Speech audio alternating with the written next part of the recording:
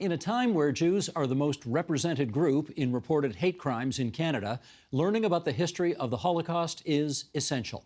How do we ensure that people have an accurate understanding of this dark period of history? And what will educators do differently when there are no survivors left to tell their stories firsthand? For more, we are joined by Dara Solomon. She is Executive Director of the Toronto Holocaust Museum. Michelle Gleed-Goldstein, founder of Carrying Holocaust Testimony. Shelley Laskin, Toronto District School Board Trustee for Ward 8, that's Eglinton Lawrence and Toronto St. Paul's.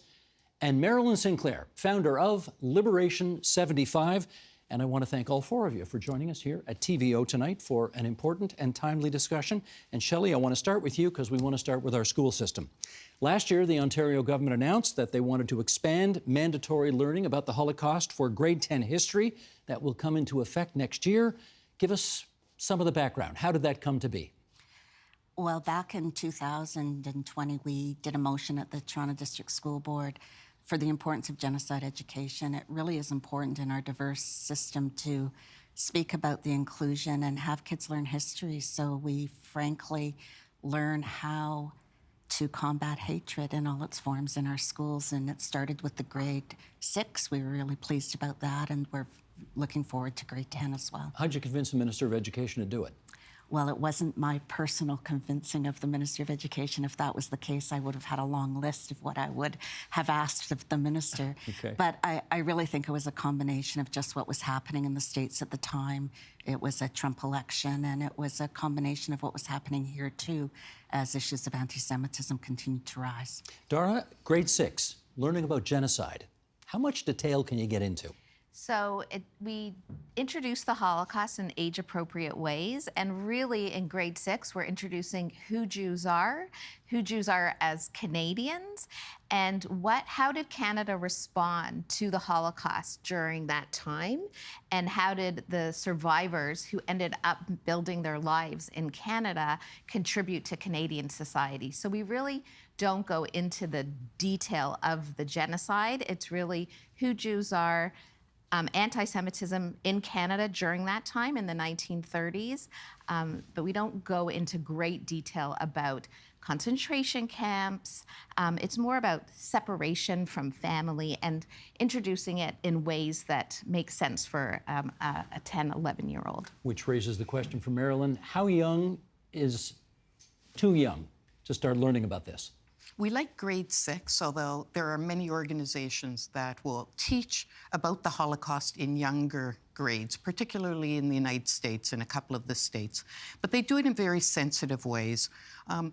Like Dara said, talking about separation of parents and children, sometimes talking about the separation of a child and their dog. So, for instance, USC Shoah Foundation has a great program called Lala that they start in grade 2, and it really hinges on that experience of a boy with his dog. But we think that grade 6 is a really good place to start Holocaust education. Your group's called Liberation 75. What do you guys do? We teach about the Holocaust. Our priority is really supporting the grade 6 curriculum this year, educating the teachers about how to teach about this challenging subject. We really want the teachers to teach about it. There is no curriculum police, so even though they're supposed to teach about it, they don't have to, technically. So what we have done is we've launched a book program. We actually use Kathy Kaser's book, To Hope and Back, which is the story of the St. Louis, which is very good for grade 6 audience, and it talks about who Jews are, the immigration policy in Canada during World War II. You need to take another 30 seconds and just tell everybody who doesn't know about the story of the St. Louis, which was a ship with a tragic story. Yes. In 1938, about 900 Jews were on a ship from Europe to come to had a safe passage to Cuba, where they had entry visas. Cuba decided not to honor the entry visas, and the captain of the ship, who was later honored as a righteous among nations, tried to find a port that would take the ship, including Canada. And Canada, at that time's immigration policy, when it came to Jews, was none is too many. They sent the ship back. 1/3 of the passengers of the ship ended up dying in camps and in various situations in Europe. And Canada since apologized for not allowing the Jewish refugees into Canada. So this is a wonderful story about the Jews who were on the ship through the eyes of the children, so that the children in our school system can relate to them, and through the eyes of the captain who worked very, very hard to save this boatload of Jews against the Nazi regime. Michelle, tell me about carrying Holocaust testimony. What's your mission? Our organization it empowers descendants of Holocaust survivors to share their family history in schools. We film an interview between the survivor and the descendant, and they use that interview in combination with their own personal history of growing up in the shadows of the Holocaust and photographs and artifacts that they have to go into schools, share the survivor testimony. And it's really a program designed to fill in for survivor testimony in a world where we no longer have survivors. And we feel it's very important to enhance Holocaust education with that survivor testimony to really allow students to get a meaningful understanding of what happened, to make sense of the numbers of the Holocaust, and to really understand the importance of learning that history. We have an example of some of your work. Shall we take a look at this, Sheldon? If you would, let's roll the clip here. When you finally arrived in Auschwitz-Birkenau and they opened the doors, what did you see? What was it like? What was going on? Train stopped and waited for a while. And then all of a sudden the doors were swung open. I looked out and there was barbed wire on the other side. This was a graveled sort of a yard in front, and there were some other railroad tracks further away. And then all of a sudden I saw this large group of what I looked at that time as having pajamas on, blue and gray striped pajamas with little round hats, who started swarming in and started to scream at the top of their voices to have everybody out of the boxcars. It was chaos. That's you and your dad, Bill. Yes. We all at this table know that there are many Holocaust survivors who do not want to talk about those experiences. How did you convince him to go on camera and discuss? Well, my father didn't talk about it for many, many years until one of my sisters asked him why we don't have grandparents. And at that point, he felt the need to start talking about it. And he did take us back to Europe shortly after that, to the places where these events occurred, shared his history with us, and then he became quite a prolific speaker in our community. And I think he found some satisfaction in it. I think for some people, it's very hard to dig up that history. And certainly every time he shared it, it was very difficult for him. But at the same time, he felt he was memorializing his parents and his sibling who he had lost, and that he was trying to make the world a better place in the future by educating students about the Holocaust. So I think he found it difficult but satisfying. And so he was happy to do this project, and he was very concerned about what was going to happen when the survivors couldn't speak anymore. So really it came out of his initiative to do something for the future. Shelley, back to you on the education system. We want our teachers nowadays to be experts in everything. They got to know how to teach all the basic core subjects, et cetera, and, financial literacy and home economics and the whole 9 yards. How this is very heavy subject matter. How do you know that teachers are adequately prepared to teach this kind of subject matter? Well, thank goodness we have these organizations that exist to help prepare. But in actual fact, I would say that it's very difficult to add teachers to be subject matter experts when there is no mandated professional learning provided. And one of the voids, I think, still with the ministry, it's great to have the curriculum, but I also think there should be mandated professional learning and release time, because teachers do so much on their own time that if the government is serious about educating our kids against all forms of hate, then it really should be part of a professional activity day curriculum or another kind of release time for mandatory education. I have a hunch Dara not only agrees with that, but can think of a place that teachers and students should go to learn all about this. You want to tell us about what you're doing? Yeah, so actually last week we had 130 grade 6 teachers from across the province come to the Toronto Holocaust Museum for a full day of learning with the museum team and partners, the Azrieli Memoirs Program and Facing History in Ourselves.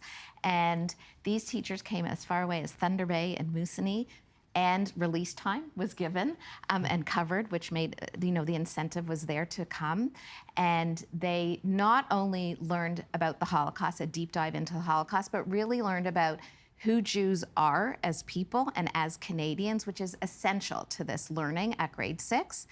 And we also did a piece on contemporary anti-Semitism, so they understand what the Jewish community is going through today and making those connections between the Holocaust and our current moment. And it was fantastic, and we offer a number of ongoing workshops for students and for people further afield outside of the GTA. We do a lot of online training. We just created a brand new virtual experience of the museum for students that wouldn't be able to come because it's too far away, specifically built around this new grade 6 curriculum. And we're there to support the teachers and make sure they feel confident in teaching this challenging history. Well, we do like empirically provable facts on this program, and I'm going to introduce some here, and they are, what should we say? These facts suggest that you all have a lot of work still to do. Here's some polling. Leger, the polling firm from Quebec, did some polling for the Association of Canadian Studies earlier this year, and the question was, who agrees with the idea that the Holocaust was exaggerated? 16% of Canadians surveyed from the ages 18 to 24 agree with the statement that the Holocaust was exaggerated. Only 2% of Canadians 65 and older, suggesting that the further you get away from this event, the more trouble we've got. And in case you thought things were better here than in the United States, no. 15% of Americans aged 18 to 29 agree with that statement that the Holocaust was exaggerated, practically the same number as us. And additionally, 27% of Canadians 18 to 24 say fewer than 6 million Jews were killed. And the number 6 million Jews is one of the most documented genocides in the history of the world. So the fact that more than a quarter of the people surveyed between ages 18 and 24 don't believe that many were killed is, Marilyn, disquieting. What explains this ignorance? It's a really good question, Steve. I think, first of all, we have to ask, where are people learning about the Holocaust? So when we did our study in 2021, we found that 42% of students said that they learned about the Holocaust from social media. So we know that's a very bad place for people to learn about the Holocaust. So that contributes to that. We also have a lot of new immigrant populations who come from countries where they don't learn about the Holocaust in their school systems. So we have that to contend with. We have the fact that it was only implemented into the curriculum in grade 6 this past September. So we're dealing with a very small cohort of people who have officially learned about the Holocaust. So where are people learning about it? They learn about it from teachers who have embraced the stories of the Holocaust because of their own interest in it, or social media, or movies. And some of the movies that are out there, like The Boy in the Striped Pajamas, are very bad movies. And they've been widely watched and widely taught from in classrooms. You've got me interested here because I saw that movie, coincidentally, just last week, The Boy in the Striped Pajamas. What don't you like about it? Well, it's not just me. I'm quoting the experts in the field who don't like it. I personally don't like it, too. At the end of the movie, who do you cry for? You cry for the German child who dies. So the whole thing is the narrative from the perspective of the perpetrator, not the victim, is one. And two, it's grossly false, as if people had autonomy within the camps to go and play in the yard and meet their friends at a fence. It's just a bad movie all around. Okay. Michelle, follow up, if you would, on why there seems to be so much apparent disbelief among younger people in particular. What's going on? Well, I think that they're seeing a lot of anti-Semitism on social media. They're seeing a lot of it on gaming sites and other places where they're socializing, and they're not hearing the other side of the story. They're only learning the anti-Semitism. That's what's in their face. And we haven't had the opportunity enough to get in to formally educate them. I know there is a belief that education can solve all of our problems, but I don't know if education can compete with social media. What do you think? It's a good question. I think we have a lot of work to do. I think the government has a lot of work to do in terms of curbing social media and all the misinformation and disinformation that's on there, because I agree with you. The amount of time the kids spend on there is really dangerous, and education alone can't counter it. We need parent education as well, and we need the government to step in and put some kinds of controls in place to stop all the hatred that's on social media. Shelley, I don't frankly know what the population of the Greater Toronto Area is. I guess it's probably about 5 or 6 million. There's 300,000 Jews in Toronto. In Canada. 300,000 in Canada. Right, 0.2%. Yeah, I mean, it's a statistically insignificant number. 15 million Jews in a world of 8 billion people. Right. There are a lot of people who don't know any Jews. Does that make it difficult to change the narrative here? I do, but I think education goes beyond content. So it's beyond content of the Holocaust. It's really a lot about media literacy and critical thinking. And those are the skills that really need to be taught so that when kids hear information, they can actually think for themselves and have critical understanding. So content on the Holocaust is one thing, but educating kids to be critical thinkers and questioning and understanding and then delving more, and then which resources are the resources to look up. And that's really part of the challenge when there is so much information out there, discerning which is the information. And that's why these organizations exist, frankly, because we know they're credible sources of information for public education system. Okay, Marilyn, you ready for a very tricky question here? Sure. Do you see people invoking the Holocaust to make a point, and at times it's inappropriate for them to do so? Absolutely. And it's getting worse. It's not getting better. And when you listen to people, even just out on the streets, it seems everything is a Holocaust right now. Everything is a genocide. Everything, people are oppressed. My children once said they were oppressed because they had to put their clothes in the laundry chute. It absolutely is true, and it's very difficult, I think, for all of us who are in this space to make sure that people, first of all, like Dara and Shelley say, know who are Jews and the experience of the Jews, to understand anti-Semitism, to understand what a genocide is, and to understand what the Holocaust was, that it was a singular event in history, the greatest genocide in history, the first industrialized murder in the world. The kids need to understand that, because language can become very, very loose and very dangerous. I want to pick up on that with you. We often hear people use the word Holocaust to mean a terrible event. Right. You heard about, when I was a kid during the Cold War, they talked about a nuclear Holocaust, that kind of thing. But Marilyn just used the expression, the Holocaust, as in it is one thing only, and that word should not be used for anything else. Do you agree with that? I do. I think that's where you start getting Holocaust misinformation, when you start using analogies with the Holocaust. We need to make sure that the students understand that the Holocaust was the systematic killing of the Jews of Europe. 1 in 3 Jews were murdered during the Holocaust. These facts really matter. And if we don't sort of protect the facts and get them out there, then people start using the language in a sloppy way that's frankly dangerous. Well, let's follow up on that. Michelle, if a young person came to you today and said, I've heard something about this thing during World War II called the Holocaust, but I don't really know anything about it. If you had a minute to tell them, I hate to use this expression, but an elevator pitch about what you need to know in a minute about the Holocaust, what would you tell them?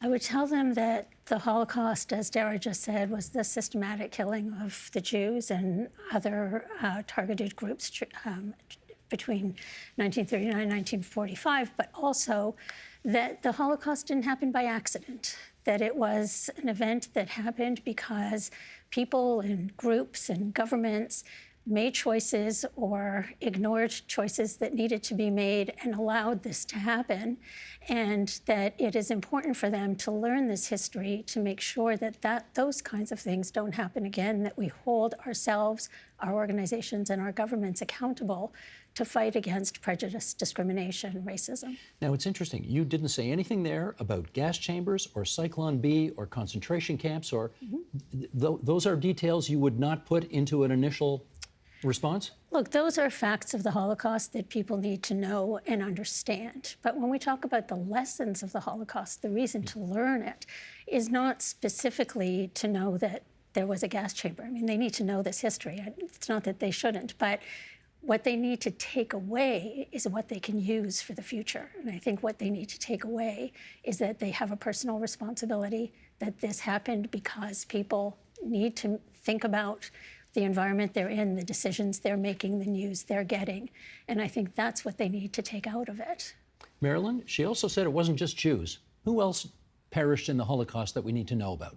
The homosexuals, the Roma Sinti, the political prisoners, the intelligentsia. There were many other victims, but none of them were targeted like the Jews. The Jews were targeted for total extermination, and they were the only group that were targeted in that way.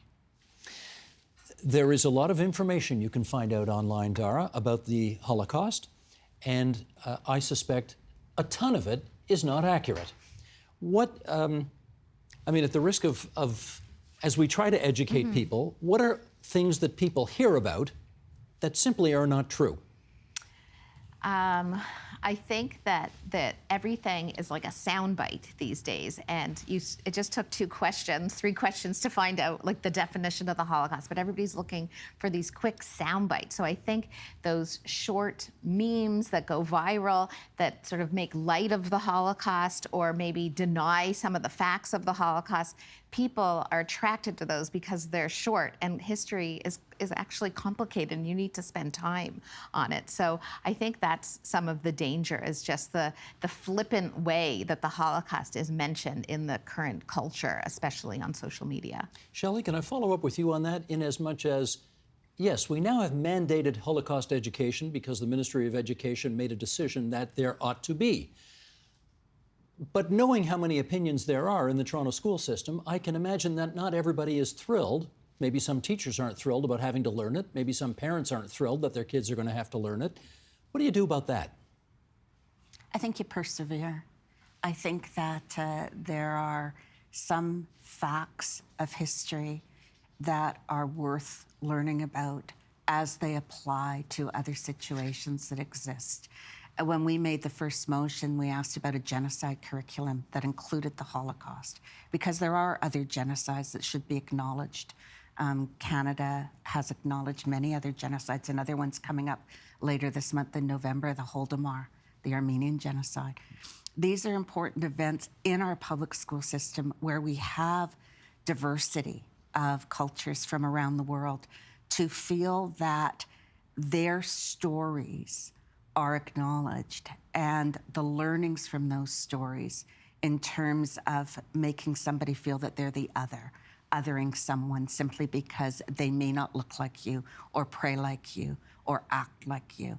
Those are the universal learnings of teaching of tolerance and inclusion, and that's why it's critically important if you believe in inclusion and if you believe in diversity, where we are different, our similarities in terms of being human, kindness, empathy, listening to others, acknowledging those differences can really counter the amount of hate and the lack of tolerance. And really, that's really a critical piece of education. Quick follow-up here. Do you sense much resistance from within the school system to having to teach this?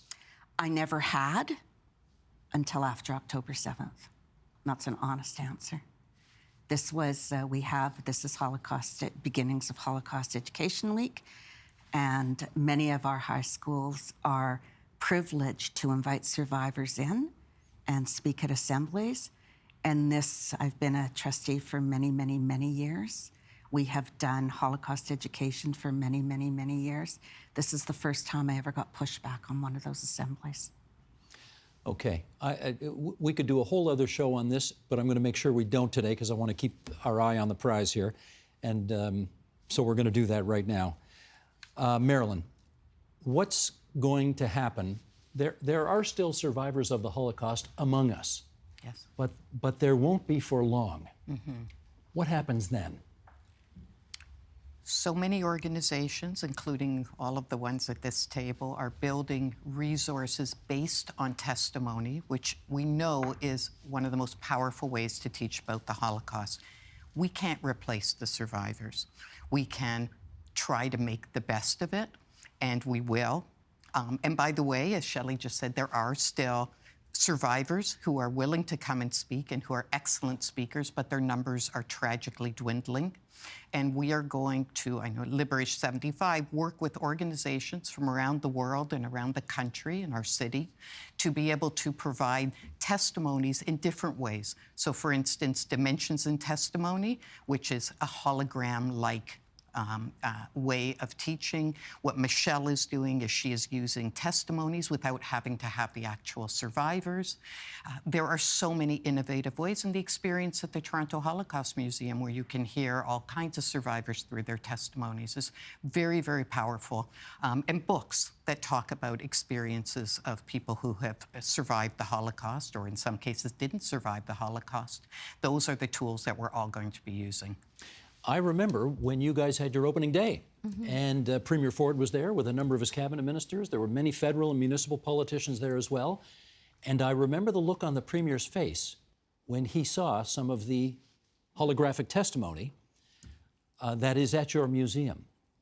And he was, it connected. Yeah. Maybe for those who haven't been, just describe some of what that's about. Sure. So we built the museum for the next generation, knowing that the survivors weren't going to be with us for much longer. And we know that at the core of strong Holocaust education is testimony and the access to hearing these first-person narratives. So throughout the museum, there are 11 interactive testimony kiosks on touch screens. All the testimony has been curated into short clips, and they're a theme-based and around questions, because of inquiry-based learning is how students learn best. So you go to a kiosk, so if you're in the pre-war section, it's like, what was Jewish ritual like in your home before the war? And you can click on, one of several testimonies of survivors talking about what celebrating Passover was like in 1920s, 1930s in the small little Polish town that they lived in. And then when you get to the area in the Holocaust, when we're talking about ghettoization and the concentration camps, you hear testimony about, like we just heard from Bill, the arrival on the platform when the train arrived, or Max Eisen reflecting on what it was like to get the tattoo on his arm. And these stories are so compelling, and we actually have seen students lying on the floor in front of the testimony station, which is great because it shows how engaged and comfortable they are, and they're taking turns listening to different clips. And we hope that that range of experiences, learning about the Holocaust and these different unique narratives really impact them, because they feel like they've met a survivor, even though they're sadly not with us anymore. Max Eisen was a guest on this program a few years ago, and he's since passed on, but his book might be the best thing I've ever read on the Holocaust. It was absolutely incredible. Yes. Max Eisen, Google him and get his book. Absolutely. Sorry, what was it called? By Chance Alone. By Chance Alone, thank you. Yeah, very good. Follow up if you would. You're putting an archive together. What are your hopes for that archive as the survivors more and more start to die off? Our hope is that they'll get shown in schools, that we'll be able to reach as many students as possible with a personal narrative, that those personal narratives will be shared by a descendant who has that personal impact, that the students are often meeting a Jewish person, sharing their parents' story, that they have that experience, and that will help students make meaning and remember what happened. Dara, I've got time for one more question, and again, it's a bit of a hard one. If anybody watching this or listening to this right now encounters somebody who says, I think the Holocaust was all exaggerated and I don't believe it ever happened, what do you do? I would invite them to the Toronto Holocaust Museum and take them on a tour through the galleries. And I think I would bring one of our remaining survivors with us so that we could, introduce them to a living part of this history and hear firsthand what happened to them and how their families were murdered and the rise of Nazism. I think they need a history lesson. Gotcha. I want to thank the four of you for coming into TVO tonight and helping us out with this. Mr. Director, if you would, let's say thank you to Michelle Gleed Goldstein, founder of Carrying Holocaust Testimony, and Marilyn Sinclair, the founder of Liberation 75. And on the other side of the table, Shelley Laskin, TDSB, Toronto District School Board Trustee for Ward 8, and Dara Solomon, Executive Director of the Toronto Holocaust Museum, which is where?